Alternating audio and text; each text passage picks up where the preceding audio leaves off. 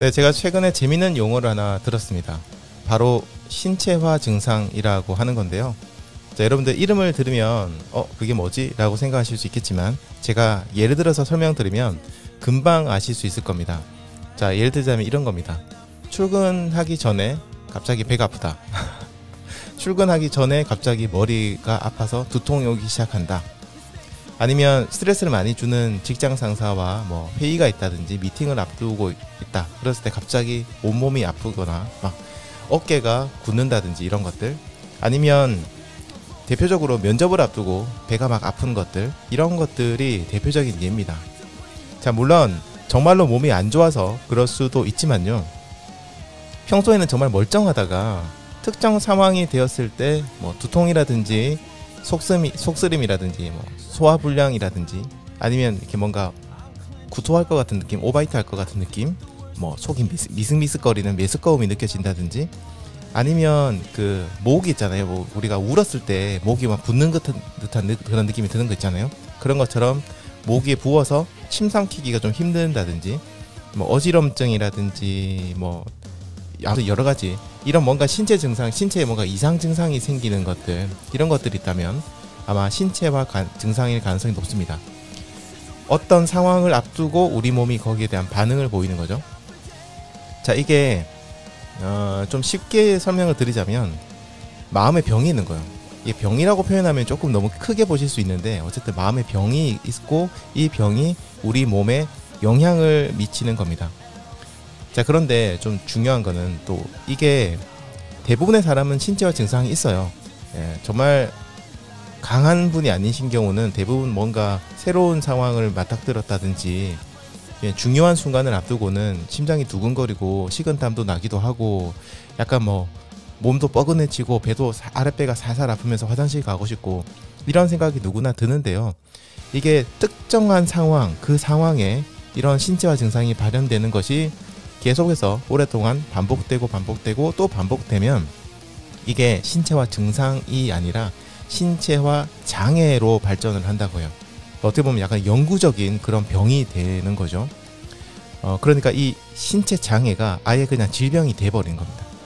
그만큼 어떻게 보면 우리의 어떤 마음이 몸에 미치는 영향이 굉장히 크다는 증거가 아닐까 싶습니다.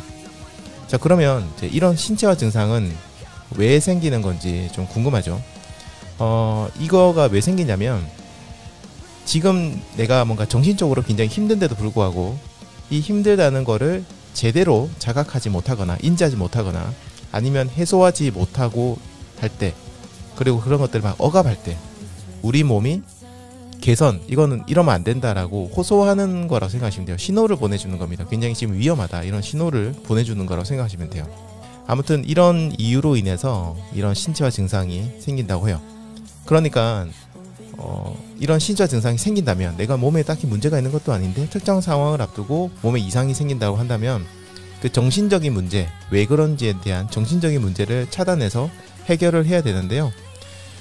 문제는 그거 같아요. 제가 이걸 관련된 정보를 보면서 느꼈던 게, 대부분의 사람들은 이런 어떤 정신적 문제를 볼 때 이거를 내가 뭐 병이라서 치료를 해야 된다, 아니면은 개선을 해야 된다, 그런 어떤 해결의 대상으로 보는 게 아니라 이건 잘못됐으니까 내가 이겨내야 돼, 그러니까 소위 말해서 극복을 해야 돼 라든가, 아니면 이런 건 신경 쓰면 안 돼 라고 하면서 그걸 이렇게 억압하는 그런 대상으로 이걸 바라보는 경우가 많다는 거예요. 물론 이렇게 뭔가를 뭐 억지로 극복해내거나 억압하거나 이런 것들은 단기적으로는 해결이 될 수도 있고 또 해결이 된 것처럼 보일 겁니다, 아마. 하지만 금방 원인을 완전히 해결한 게 아니기 때문에 금방 다시 증상이 다시 또 생기고 이게 반복되고, 그리고 지속적으로 우리가 이걸 갖다가 또 생겼을 때 또 막 억지로 이겨내려고 하고 억지로 뭔가 억압을 해서 이겨내려고 하고 하다 보면 나중에는 이게 커져서 아까 얘기했던 그 신체화 장애로 발전하거나 아니면 뭐 번아웃이 온다든지 기타 어떤 우울증이 온다든지, 심한 경우에는 감정 통제가 안 되는 그런 문제, 우울증이 생긴다든지 이런 문제로까지 발전을 할 수 있을 것 같아요. 그래서 제가 생각했을 때 이런 신체화 증상이 생겼을 때 가장 좋은 방법은 현재의 문제점을 좀 객관적으로 살펴보고 그걸 일단은 인정하고 마음의 문제라는 것들을 자각하고 이걸 내가 어떻게 좀 해소를 해 나갈 것인지에 대해서 차근차근 생각을 해보는 거라고 생각해요. 그게 가장 좋은 방법이고, 또 신체화 증상에 대해서 검색을 해서 보니까 가장 많이 추천하는 어떤 치료 방법이 여러분들 아마 다 예상을 하실 겁니다. 운동, 산책 같은 걸 하는 거라든지 여행을 한다든지 대화를 한다든지 다른 사람과 이런 것들이 이런 신체화 증상을 그 문제를 해결하는 굉장히 좋은 방법이라고 나와 있어요. 그리고 운동으로 추천 많이 하는 것이 걷기, 달리기 이 두 가지고요. 산책의 경우에는 걷기면서도 여행이기도 하죠.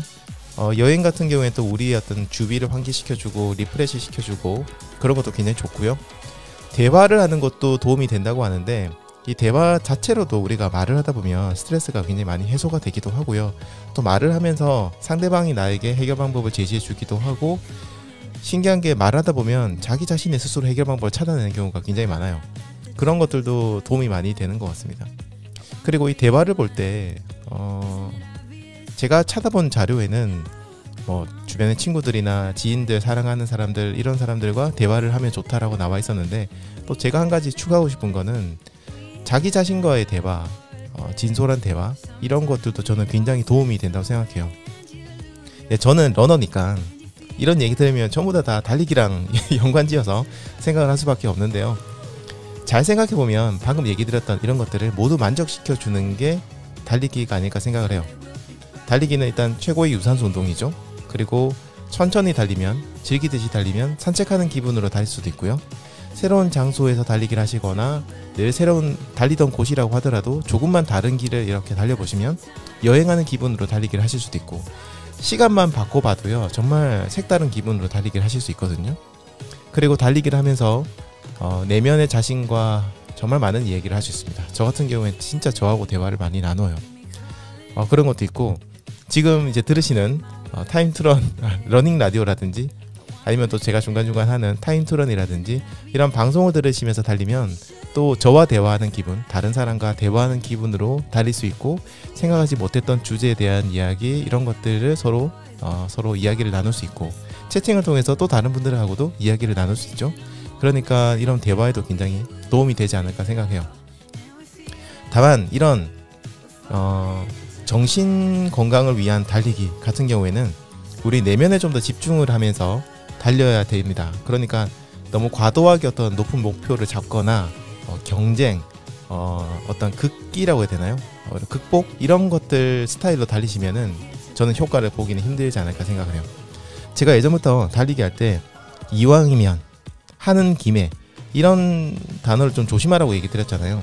오늘 달리기가 뭔가 내 마음의 평안을 위해서 달리는 그런 달리기라면 그냥 그것만 집중하시고 달리면 되는데, 이왕 달리는 거 아까우니까 오늘 기록까지 달성해야겠다 이런 마음을 가지시는 순간 어긋나기 시작하는 거예요, 이게 모든 것들이. 그래서 저는 좀 이런 신체화 증상 이런 것들이 있으신 분들이라면 좀 더 편안하게 자기 자신의 내면과 대화하는 그런 달리기를 해보시면 좋겠습니다. 달리기가 다 비슷한 거 아니냐고 생각하는 분들도 계실 수 있겠지만, 달리기는 저는 정말 다양한 얼굴을 가지고 있다고 생각해요. 단순한 운동이지만 우리가 어떻게 달리기를 잘 활용하느냐에 따라서 정말 다양하게 쓸 수 있다고 생각을 하고, 저는 가능하다고 생각해요.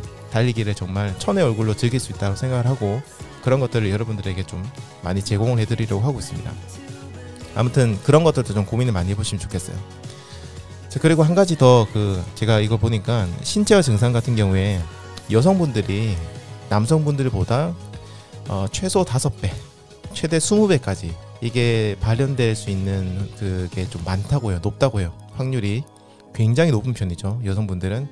그러니까 여성분들은 더더욱더 이런 달리기나 혹은 달리기 아니어도 괜찮으니까 다른 운동들, 유산소 운동 이런 것들을 꼭 한번 이번 기회에 시작해 보시면 좋겠습니다. Well, it makes me so confused.